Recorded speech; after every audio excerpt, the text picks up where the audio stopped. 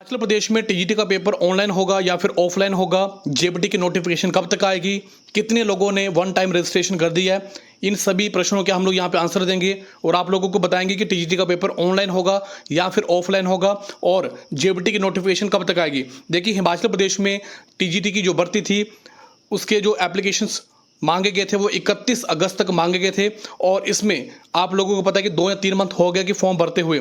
और इसमें अभी जो पेपर करवाने की बात कही गई थी वो सीबीटी बेस्ड पेपर करवाने की बात कही गई थी, लेकिन यहाँ पर सबसे इंपॉर्टेंट चीज़ तो सामने निकल के ये आ रही थी कि भारत सरकार की जो एजेंसी थी सीडैक, उन्होंने बिल्कुल ही स्लो रिस्पॉन्स की है, जिसके साथ टेंडर जो था वो पास होना था लेकिन वो हुआ नहीं।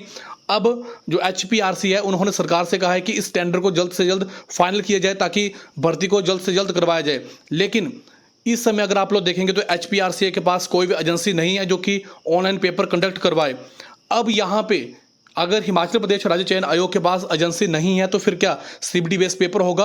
आप लोगों ने अभी देखा है कि सेंट्रल लेवल पे SSC जो पेपर काफ़ी समय से कंडक्ट करवाती है, ऑनलाइन पेपर ही कंडक्ट होते हैं, तो इतने समय से पेपर कंडक्ट करवाने के बावजूद भी कितनी सारी गड़बड़ियाँ पाएगी। जैसे कि आप लोगों ने वहाँ पे बच्चों का देखा था, किसी बच्चे का माउस नहीं चल रहा था, किसी बच्चे के पास स्क्रीन पे सही टाइम पे क्वेश्चन पेपर नहीं आ रहा था, बहुत सारी दिक्कतों का सामना करना पड़ रहा था।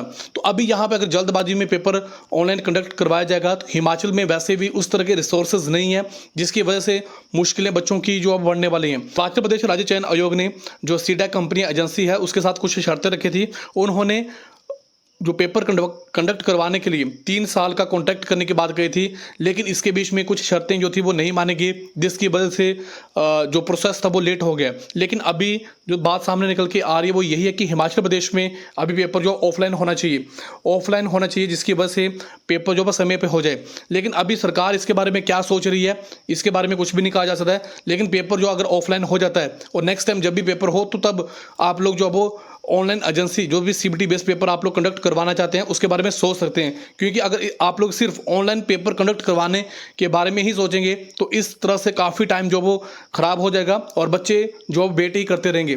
तो यहाँ पे कहा भी गया कि भारत सरकार की जो एजेंसी है सीडैक, उनका जो रिस्पॉन्स है वो बिल्कुल स्लो आया, जिसकी वजह से राज्य चयन आयोग ने सरकार को टेंडर फाइनल करने की बात भी कही है। और उन्होंने कहा है कि जो आगे का प्रोसेस है वो सरकार के ऊपर डिपेंड करता है। लेकिन जो HPRC के अध्यक्ष हैं उन्होंने इसकी परमिशन दे दी है कि आप लोग जल्द से जल्द टेंडर जो है वो फाइनल करें। लेकिन अभी क्या होता है इसके बारे में कुछ भी नहीं कहा जाता है। अब हम लोग बात करते हैं कि हिमाचल प्रदेश में जो रजिस्ट्रेशन हुआ है वो 1 लाख प्लस जो वो जा चुका है। 1,561 लोगों ने क्लास 3 के लिए रजिस्ट्रेशन कर दिया। इसका मतलब ये हुआ कि 1 लाख लोग अभी तक बेरोजगार हैं जो क्लास 3 के लिए आवेदन कर रहे हैं। फिर यहाँ पे अगर आप लोग देखेंगे तो टीजीटी के लिए 65,190 लोगों ने फॉर्म भरे हैं, जिसमें कि 63,227 लोगों की फीस जो है वो डिपॉजिट हो चुकी है और जो बाकी बच्चे बच गए उनकी फीस जो है वो अभी जमा होनी है। लेकिन यहाँ जब तक आपकी फीस जमा नहीं होगी तब तक आप लोगों का जो एप्लीकेशन होगा वो सक्सेसफुल नहीं हो पाएगा। और इसमें आप लोग देख लें तो सबसे ज़्यादा यहाँ पे टीजीटी आर्ट्स में 38,000 प्लस लोगों ने अप्लाई किया हुआ है। टीजीटी नॉन मेडिकल में 14,000 प्लस लोगों ने अप्लाई किया है और मेडिकल में 11,000 प्लस लोगों ने इसमें अप्लाई किया हुआ है। और टीजीटी की जो फॉर्म भरने की लास्ट डेट है वो 31 अगस्त तक है। और आप लोगों को यहाँ पर बता दें कि जॉब ट्रेनिंग पॉलिसी के खिलाफ धर्मशाला में काफ़ी मात्रा में लोग वहाँ पे इकट्ठे हुए हैं और वो आंदोलन कर रहे हैं, जॉब ट्रेनिंग पॉलिसी को वापस लेने की बात कर रहे हैं।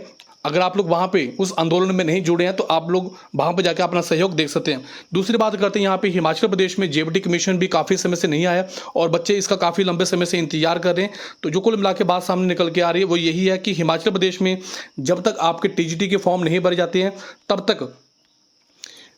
तक आप लोगों की जेबीटी कमीशन की नोटिफिकेशन नहीं आएगी। और इसमें यह भी कहा गया है कि जेबीटी कमीशन इस कारण से भी नहीं आ रहा है क्योंकि इसमें डिपार्टमेंट ऑफ रिक्रूटमेंट के माध्यम से इसे दोबारा भेजने की बात कही जा रही है। क्योंकि जो डिपार्टमेंट ऑफ रिक्रूटमेंट है वो कार्मिक विभाग के अंडर काम करता है और इसमें यह कहा जा रहा है कि वो फिर से जो नोटिफिकेशन जारी करे।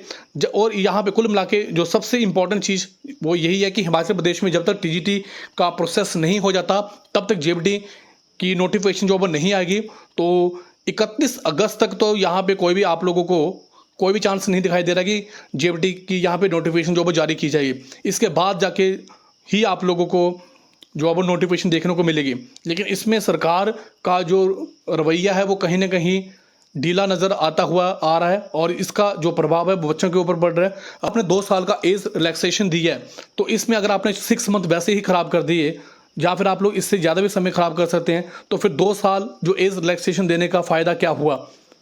तो इसलिए सरकार को इसके बारे में सोचना चाहिए और जो जॉब ट्रेनिंग पॉलिसी है उसको वापस लेना चाहिए और न्यू जो आप लोग रिक्रूटमेंट करें वो सारी रेगुलर बेसिस पे होनी चाहिए। बहुत सारे बच्चे अभी डिमांड भी कर रहे हैं कि हमें रेगुलर बेसिस पे भर्ती जो वो कंडक्ट होनी चाहिए और आउटसोर्स की भर्तियां जो वो खत्म होनी चाहिए। तो दोस्तों यहाँ पे मैंने आप लोगों को बता दें कि हिमाचल प्रदेश राज्य चयन आयोग के पास अभी कोई भी एजेंसी नहीं है और इसमें हो सकता है कि आपका पेपर जो ऑफलाइन हो जाए, लेकिन आपने दोनों तरीकों से तैयार रहना, चाहे ऑनलाइन हो चाहे ऑफलाइन हो। अगर आप लोग मॉक टेस्ट लगा रहे हैं तो आप लोग ऑनलाइन भी लगा सकते हैं, ऑफलाइन भी लगा सकते हैं। आपने खुद को प्रिपेयर करना है और जो भी जॉब ट्रेनिंग पॉलिसी के बारे में आंदोलन हो रहे हैं उनको आप लोगों ने सहयोग करना है और जो भी चैनल्स इनके बारे में जॉब ट्रेनिंग पॉलिसी का विरोध करें उनको आप लोगों ने सपोर्ट करना है। तो दोस्तों ये आज का वीडियो था। फिर भी अगर आपके मन में कोई प्रश्न है तो कमेंट बॉक्स में जरूर टाइप करें। दोस्तों ये वीडियो आपको कैसा लगा आप अपनी राय कमेंट बॉक्स में जरूर बताएंगे। मुझे इतना समय दिया, आप सभी का बहुत बहुत धन्यवाद। थैंक यू वेरी मच दिल से।